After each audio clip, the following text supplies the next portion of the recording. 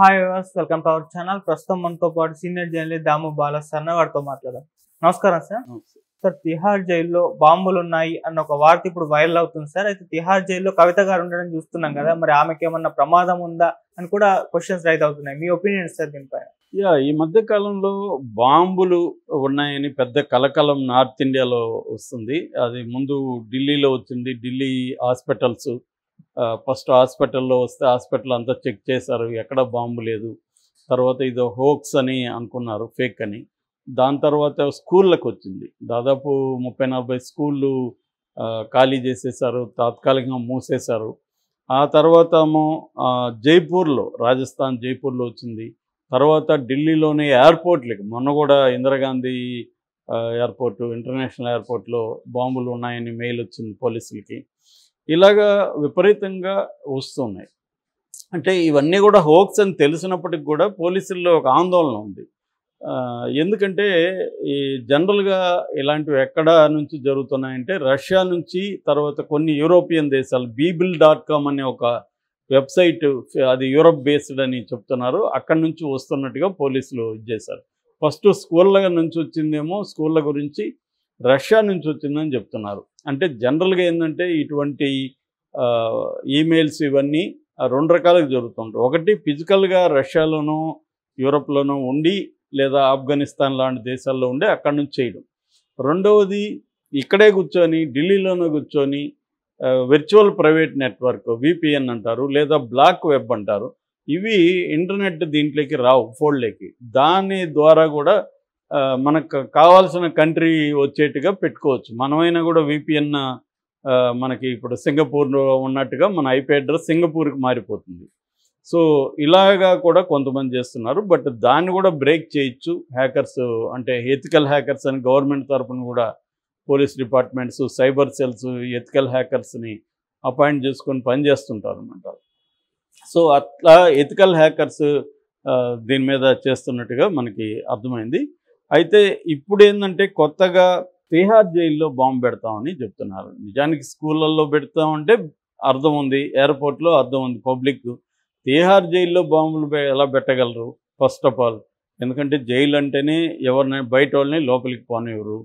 So ఇది ఒక విచిత్రం అని చెప్పాలి. నాకు తెలిసి ఈ మధ్యకాలంలో ఏ జైల్లో కూడా బాంబులు పెడతామని బయట నుంచి బెదిరింపులు వచ్చింది చూడలేదు నేను.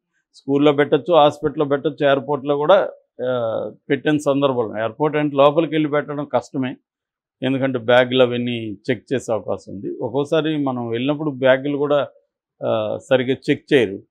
అక్కడ సెక్యూరిటీ దగ్గర చెక్ చేస్తారు, కానీ ఎంట్రన్స్లో ఐడి చూసి మన టికెట్ చూసి పంపిస్తారు. అలాగే టికెట్ ఉన్నప్పుడు లోపలికి బాంబు పెట్టుకొని వెళ్ళిపోయేవాళ్ళు వెళ్ళిపోవచ్చు. సో అట్లేమన్నా చేశారా అనేది పాసిబుల్ అయితే ఉంది. కానీ జైళ్ళల్లో ఎలా పెడతారు అన్నప్పుడు ఏంటంటే, జైళ్ళల్లో డ్రగ్స్ వెళ్తున్నప్పుడు బాంబులు వెళ్ళడానికి ఏముంది అనే వాదన వినిపిస్తుంది. ఎందుకంటే జైళ్ళల్లో ఇప్పుడు నేను ఆల్రెడీ చాలాసార్లు చెప్పాను, మా ఫ్రెండ్ పరప్పన అగ్రహారం జైల్లో బెంగళూరులో 3 నెలలు ఉండి ఆ మధ్య వచ్చినప్పుడు అతను చెప్తున్నది ఏమంటే 70% ఖైదీలు, అక్కడ 5,000 మంది ఖైదీలు ఉన్నారు ఆ జైల్లో, సెంట్రల్ జైలు అది. అందులో దాదాపు 70% ఖైదీలు డ్రగ్స్, ఏదో ఒక రూపంలో డ్రగ్స్ వాడుతున్నారని అతను చెప్పాడు. 3 నెలలు ఉన్నాడు కాబట్టి అతనికి ఐడియా ఉంది. ఆ డ్రగ్ సప్లయర్స్ వాళ్ళందరినీ కూడా అతను కలిశాడు. అంటే కొంతమంది డ్రగ్ సప్లయర్స్ కూడా జైల్లో ఉంటారు. ఆ మధ్య కూడా మనం చూసాం, గోవా జైల్లో ఉన్న డ్రగ్ సప్లయర్స్ వాళ్ళు డ్రగ్ కేసులో అరెస్ట్ అయ్యి జైల్లో ఉంటారు, జైల్లో నుండి మళ్ళీ ఆపరేట్ చేస్తుంటారు. సో అలాగా గోవా జైల్లో నుంచి ఆపరేట్ చేస్తున్న ఒక వ్యక్తి ద్వారానే హైదరాబాద్కు కూడా డ్రగ్స్ వస్తాయని చెప్పి ఆ మధ్య ఇక్కడ పోలీసులు చెప్పారు. కాబట్టి ఒక స్మగ్లింగ్ వ్యవస్థ అనేది జైళ్ళల్లో ఉంటుంది. తిహార్ జైలు మనం ఆల్రెడీ చెప్పుకున్నాం, 9 జైళ్ళ సముదాయం అది, అతిపెద్ద జైలు అది. సో అందులో మామూలుగా అయితే కెపాసిటీ 5,000 ఉంటే దాంట్లో ఇప్పుడు 14,000 మంది ఖైదీలు కిక్కిరిసి ఉన్నారు. ఆల్రెడీ అక్కడ కూడా డ్రగ్స్ వ్యవహారాలు జరిగే వ్యవహారం ఉంటుంది. ఎందుకంటే జైల్లో కూడా అదొక చిన్న ప్రపంచం అనుకుంటే, ఆ ప్రపంచంలోకి దొంగతనంగా వెళ్ళడం, బయటికి రావడం, ఇవన్నీ కూడా జరుగుతాయి. ఈ ప్రధానంగా ఏంటంటే అక్కడ కూడా మనుషులే కాబట్టి, మనుషులు అనే వాళ్ళకి గ్రీడ్ ఉంటుంది ఎక్కడైనా. ఆ గ్రీడ్ని అర్థం చేసుకున్న వాళ్ళు గ్రీడ్ని ఫుల్ఫిల్ చేస్తుంటారు. నేను స్వయంగా 8 months ఉన్నాను కాబట్టి, నేను sub jail and district jail, అక్కడ కూడా ఒక రకమైన ఫుడ్ కావచ్చు, ఫర్ ఎగ్జాంపుల్ ఫుడ్.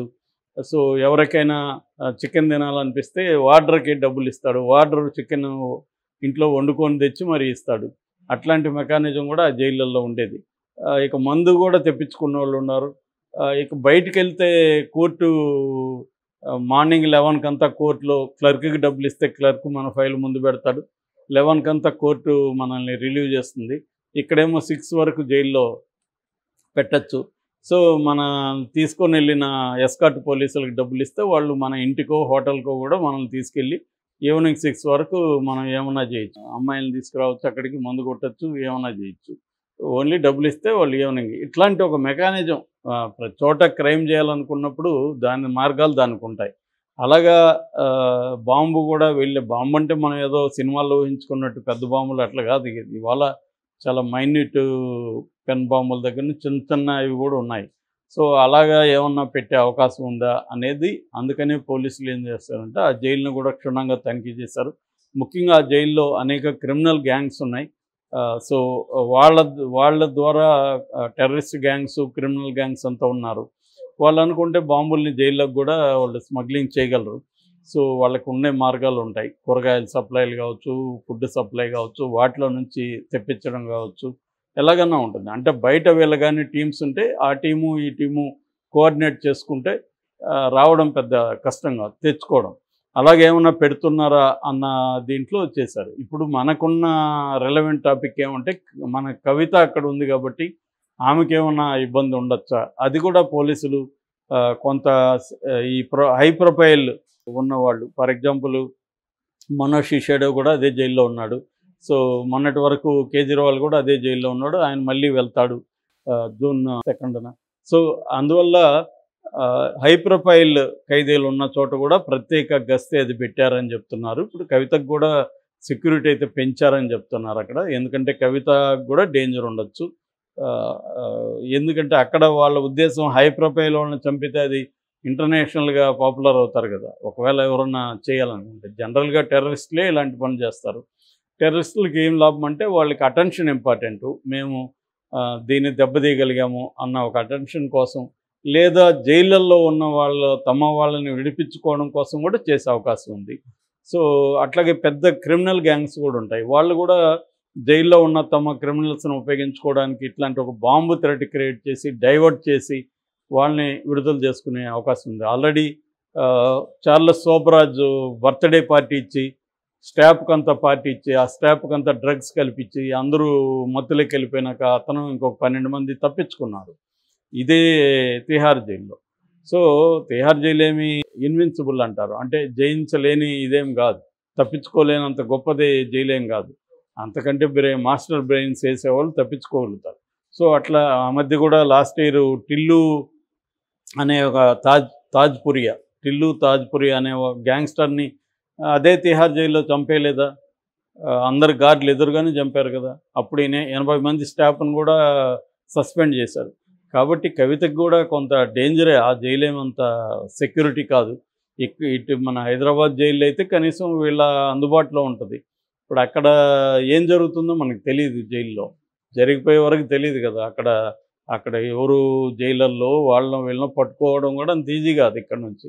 కాబట్టి ఆ రకంగా కవితకి కూడా సెక్యూరిటీ పెంచారని చెప్తున్నారు. ఏదేమైనా కవిత కానీ ఇటు కేటీఆర్ కేసీఆర్ కానీ ఈ విషయం విన్నాక ఆందోళన చెందారనేది తెలుస్తుంది. ఎందుకంటే మహిళా జైల్లో ఈమె ఉన్నప్పటికీ మహిళా ఖైదీల్లో కూడా చాలామంది క్రిమినల్సే ఎక్కువ ఉంటారు.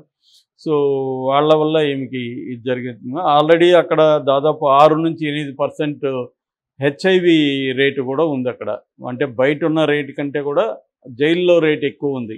అంటే దాదాపు 1000 మందికి పైన అక్కడ HIV వాళ్ళు ఉన్నారు. అందులో మహిళలు కూడా 100 మంది పైన ఉన్నారని చెప్పారు. ఆ మధ్య కూడా కంగారు పడ్డారు. ఏమన్నా కవిత సెల్లో కూడా 2 ఉన్నారు మహిళలు, వాళ్ళు ఎవరు, వాళ్ళ ఆరోగ్య పరిస్థితి ఏంటి, ఇవన్నీ కూడా ఆందోళన కలిగించే విషయం. అందుకనే జైల్లో డబ్బులు ఇవ్వగలిగితే మనకు నచ్చిన వాళ్ళని సెల్లో వేసుకోవడం కూడా ఒక పద్ధతి అనమాట. సో అది కూడా అక్కడ ఉన్న వాళ్ళకి కానీ డబ్బులు ఇవ్వగలిగితే మనకు నచ్చిన ఖైదీల్ని మన సెల్మేట్స్గా వేసుకోవచ్చు.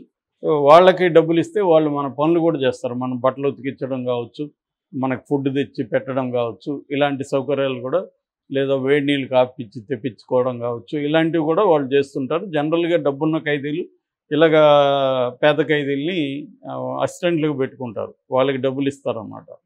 సో ఇలాంటివి జరుగుతుంటాయి. మరి కవితకైతే నాకు తెలిసి సెక్యూరిటీ అయితే పెట్టారు. ఏదేమైనా బాంబులు పెట్టే పరిస్థితి ఉంటే మాత్రం ఆందోళన చెందాల్సిన విషయమే. Okay sir, thank you so much sir.